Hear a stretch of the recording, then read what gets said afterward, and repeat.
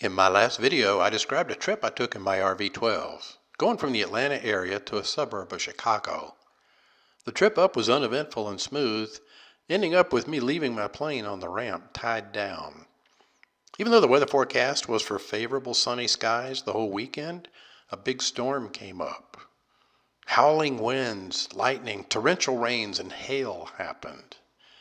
News reports the next day showed damage to buildings in the region, including trees down and power outages. Rooftops were ripped from buildings, and areas were flooded.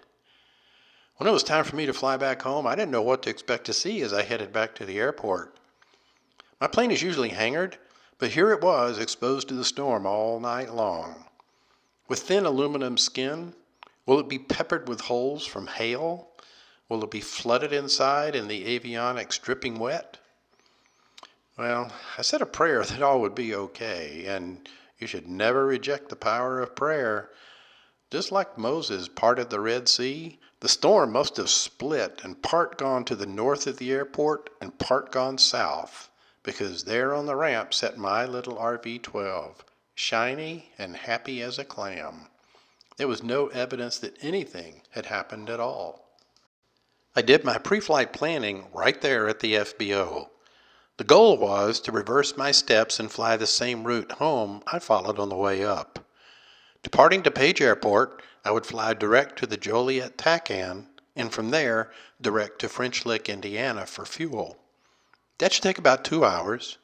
The second leg home would be 2.5 hours.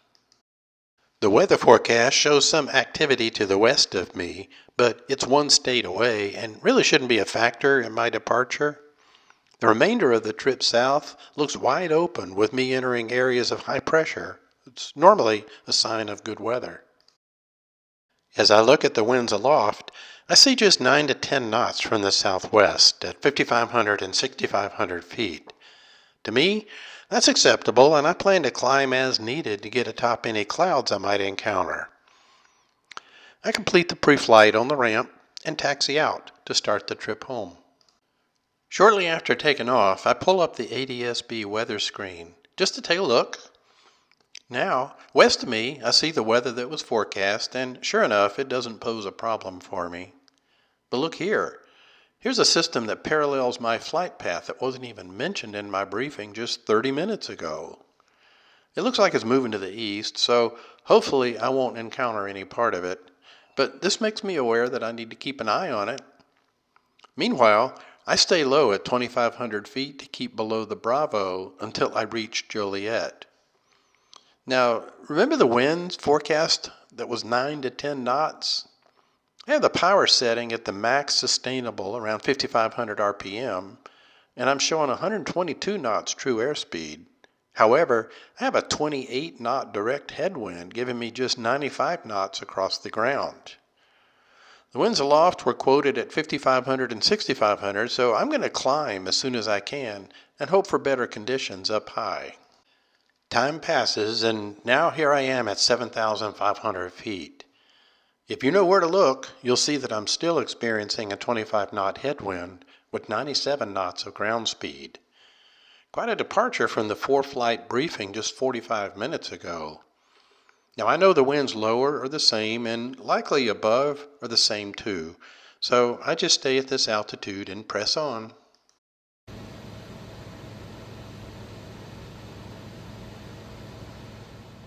Off to my left, I see the remnants of that earlier storm. That cloud there looks like it's trying to assume the traditional anvil look of a cumulonimbus. In the center of the screen, you see the elapsed time once I arrive at French Lick for my fuel stop. I had planned for 2 hours and took 20 minutes more. On my northbound trip up, the staff at French Lick had been so helpful and friendly. Different person there today for this stop. Frankly, a bit rude and complaining about everything today. I guess it just kind of depends on who's on duty when you happen to land.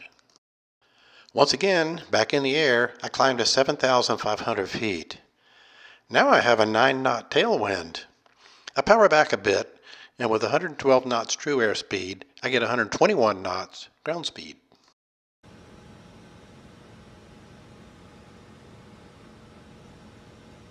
Notice the green breadcrumbs line showing my actual path, which is a few miles east or left of my intended track shown in orange. I found myself flying at the same altitude as some cloud formations, so I deviated as needed to remain clear. Eventually, getting back on track as the centered HSI needle shows.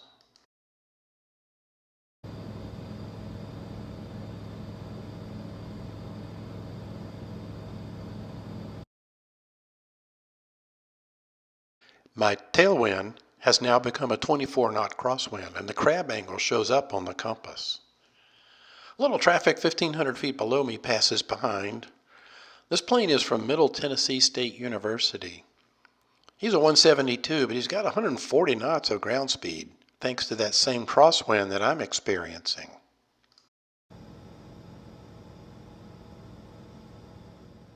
So I just keep trucking on, and here's an airport I can land at if I need to. As I approach Chattanooga, Tennessee in clear skies, I check the ADSB weather, just for fun. I mean, heck, it's all blue skies here, and I'm just 40 minutes from home. Uh-oh. I fly over the river just north of Chattanooga and turn south for a dogleg home. Now, here's the thing about ADSB weather. It's an image from a ground-based weather station, and it could be up to 15 minutes old. So as I fly into the area depicted, I know that the actual conditions may be better than or worse than what the image shows. Now, it's permitted in VFR conditions to go do a look-see and decide to continue or turn back. And I know there's 3 airports just west of my home field that are showing VFR if I need to divert, so I press on. Up ahead, I cannot make out any ground landmarks, it's only darkness. Then I hear someone on the radio landing at my home airport. I ask him what the conditions are, and he says they're good. So I continue and successfully land. My trip timer shows 2 hours and 25 minutes. The ground here is wet. They tell me they had a monsoon just 10 minutes ago, so I guess I timed it just right. And looking west, well, this is where I just came from.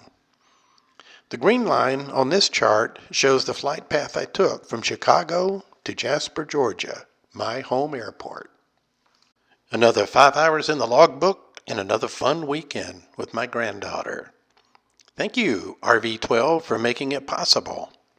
And thank the Lord above for sparing my little plane from destruction at the hand of the storm gods. Be sure to like us, and we'll see you in the next episode soon. See you then.